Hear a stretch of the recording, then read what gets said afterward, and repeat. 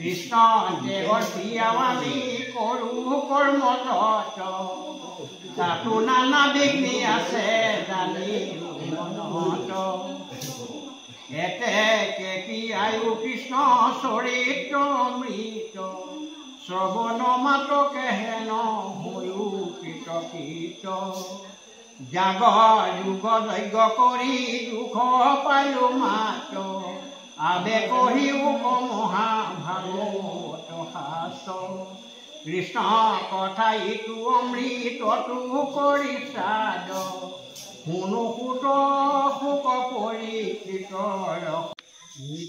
কৃষ্ণ আজি সমূহ ৰাইজ অভৰপুৰীয়া খামুন নামঘৰত সমবেত হৈ পহিলা ভাদ পৰাই আমাৰ ভাগৱত ভাগী আগৰ কেইবছৰৰ দৰেই এইবাৰো আয়োজন কৰিছোঁ। সকলো ৰাইজৰ সহায় সহযোগিতা আমি কামনা কৰিছোঁ।